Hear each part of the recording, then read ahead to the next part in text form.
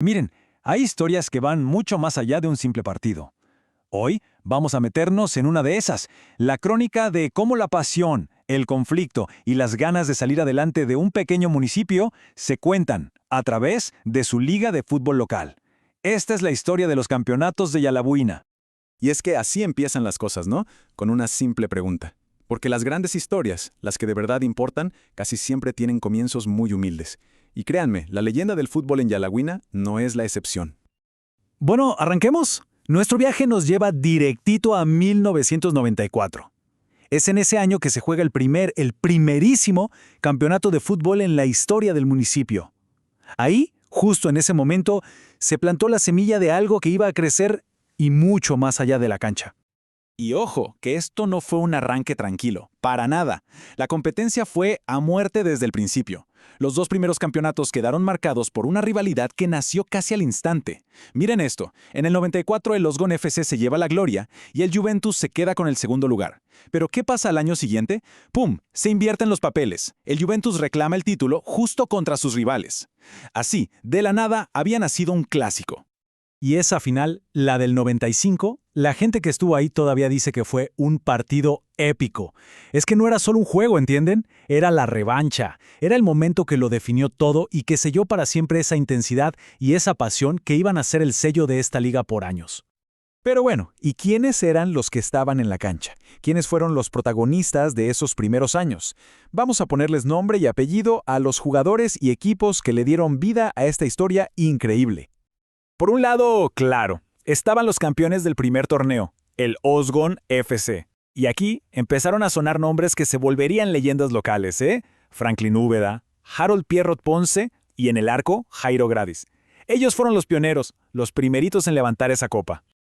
Y en la otra esquina, pues claro, sus archirrivales, el Juventus FC, con jugadores de la talla de Noel Calderón, Asdrúbal Acuña y Walder Guzmán. No, pues demostraron rapidísimo que no estaban jugando y que iban a ser un equipo dominante en la liga. Pero, a ver, que no parezca que esto era cosa de dos equipos nada más, ¿eh? No, señor. Había otros que también daban pelea, y de la buena. Estaba el Inter, por ejemplo, con gente como Robín Hernández y Rommel Salgado. Y para ponerle más sabor al caldo, la competencia se abrió, y llegaron equipos de ciudades cercanas como Condega y Ocotal. Eso, claro, subió muchísimo el nivel del torneo. Y justo cuando todo parecía ir sobre ruedas, ¿saben? La liga en su mejor momento, las rivalidades a tope, la gente metidísima, la historia da un giro. Uno de esos giros inesperados y bastante dramático. El conflicto. Así de simple. Después de esos dos primeros torneos que fueron una fiesta, empezaron los problemas. Broncas de organización, pleitos personales entre jugadores, entre directivos, y todo eso llevó a una sola cosa. Los campeonatos se pararon. En seco. De repente, el fútbol en Yalabuina se quedó en silencio. Así que, imaginen la escena. Después de ese arranque tan emocionante en el 94 y 95, de repente, nada. Un vacío. Un tiempo sin fútbol organizado. Pero, por suerte, y esto es lo bueno de la historia, la cosa no terminó ahí. Porque si algo es cierto es que la pasión de una comunidad es bien difícil de apagar. Así que vamos a ver cómo sigue esto, porque ahora la historia se centra en la gente que se encargó de traer de vuelta el fútbol a Yalabuina. Y aquí es donde entran en escena tres personas clave, los arquitectos de este regreso. Apunten estos nombres. Eric Salgado, mejor conocido como el Chele, José Luis Herrera, el Gordo, y Juan Tercero Prado. Fueron ellos los que se echaron el equipo al hombro y tomaron la iniciativa para revivir esa pasión por el fútbol en el pueblo. Y lo lograron. Para finales del 96, principios del 97, la liga estaba de vuelta. Pero ojo, no era nomás seguir donde lo habían dejado. No.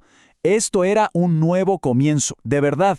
Llegaron equipos renovados, una camada de jugadores jóvenes. El torneo volvió con una energía totalmente fresca. Y este regreso fue mucho más que solo volver a jugar. Fue una transformación completa. La liga no solo resucitó, creció, se hizo más grande y sobre todo más competitiva que nunca antes. La evolución fue impresionante, la verdad. La liga se expandió y de repente había equipos de comunidades cercanas como La Esperanza de Crucero, Salamasí, Villalucinda, de todos lados. También nacieron nuevos clubes locales que se convirtieron en verdaderas potencias, como los Rojos o los Coyotes. Y claro, con lo nuevo, a veces lo viejo se va. Equipos históricos como el Losgon FC y el Inter, pues, con el tiempo dejaron de participar, dándole paso a una nueva generación. Y el éxito de esta nueva etapa se ve clarísimo en los resultados. Después de que todo renaciera en el 96, empezamos a ver nombres nuevos dominando la lista de campeones. Los Rojos, los Coyotes, pero fíjense en este detalle. El Juventus FC, uno de los originales, uno de los de la primera rivalidad, regresó con todo. Se coronó campeón en el 2000 y otra vez en el 2004. El espíritu de los viejos tiempos seguía ahí, bien vivo. La liga no solo había vuelto, estaba más fuerte que nunca. Al final, si lo pensamos bien, la historia del fútbol de Yalahuina es mucho más que una lista de quién ganó y quién perdió. Es un ejemplo increíble de cómo una comunidad puede superar sus problemas, unirse para reconstruir algo que de verdad aman y, lo más importante, pasarle esa pasión a los que vienen. Y nos deje con esa pregunta en el aire. ¿Qué se necesita de verdad para que la pasión de un pueblo aguante lo que sea?